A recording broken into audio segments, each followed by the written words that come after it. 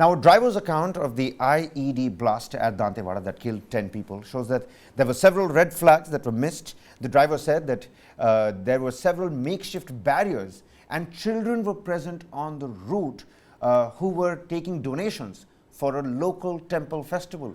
Now, when they were returning, they realized that the barriers and the children had gone missing. There was complete eerie silence and nobody in sight for as far as the eye could see. Several other red flags as well. To expand this discussion, joining me in the studio is my colleague Pankaj Mishra. Pankaj, the driver's account, first and foremost, let's get this ball rolling here. These visuals that were made by the driver just minutes after that particular 50-kilogram IED went up into the air, tearing apart the vehicle and the people inside it. There was a lot of firing that took place, and a second vehicle that was coming right behind the first vehicle that got blown up. The driver of that vehicle, the blow-by-blow incident, what all is the driver telling us? I mean, these are some silly mistakes in a math exam from when a layman reads that particular news article.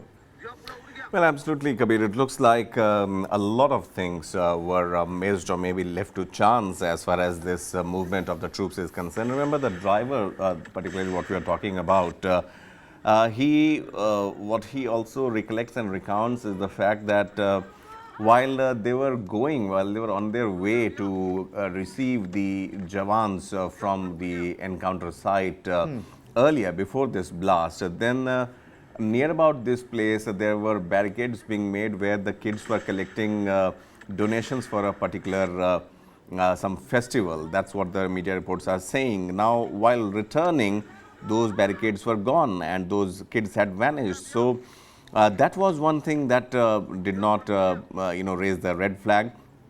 After that, also, as far as the SOPs are concerned, it looks like it's a matter of probe, though.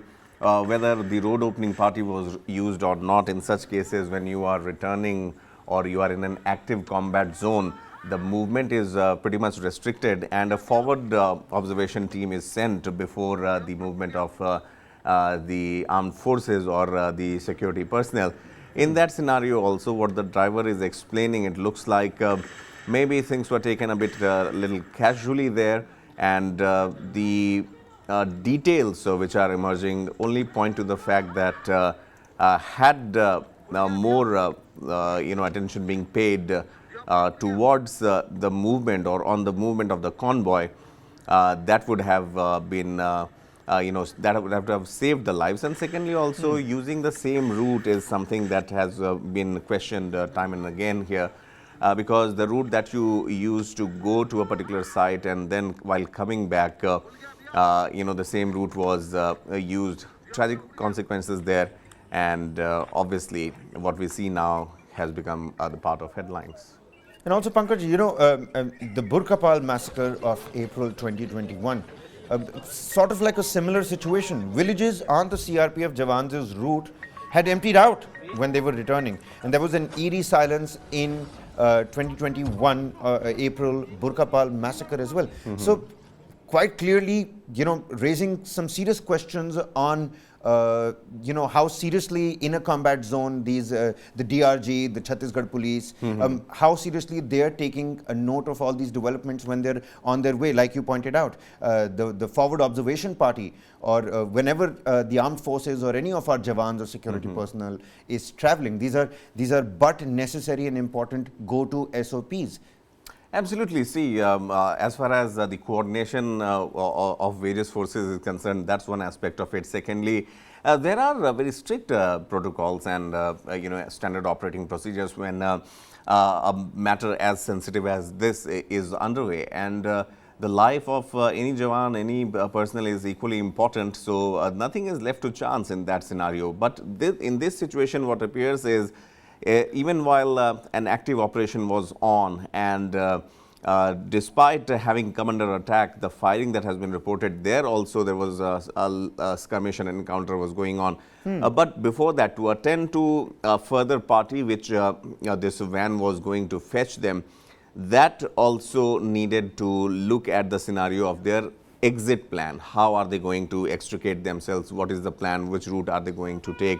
in that scenario, this ambush possibility is one of the easiest textbook possibilities, that while you are returning, and the example that you are also mentioning of the previous attack also had the same, the Burkhapal massacre, had the same signature of Naxal attack, the same modus operandi.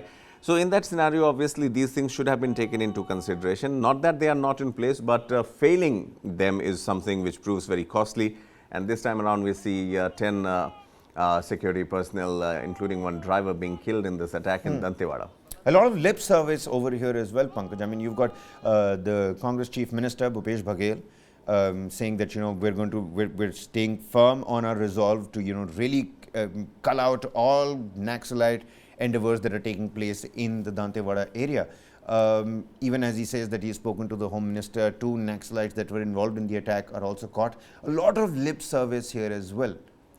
Well, definitely, see, these things happen on the periphery of it, but both the security forces and the administration should not be paying much heed to it, first of all, because there are families which have been wrecked, and there are serious questions and threats being posed at the security apparatus in dealing with this already growing Naxal menace. State governments, subsequent state governments in Chhattisgarh and talking about Andhra Pradesh, Maharashtra, Jharkhand, where these Naxal belts are very active, they have found success in dealing with them individually also, and with coordination of the national units also, which are specifically designed to counter this Naxal menace. But as far as the politics of it is concerned, the lip service is concerned, I think one should not be touching or giving them a lot of weightage, because for a chief minister like, say, Bhupesh Baghel, more than a matter of, a political shock, it is a matter of abject state security apparatus being held to ransom by these Naxalites, and at will, if they can attack at any place, then that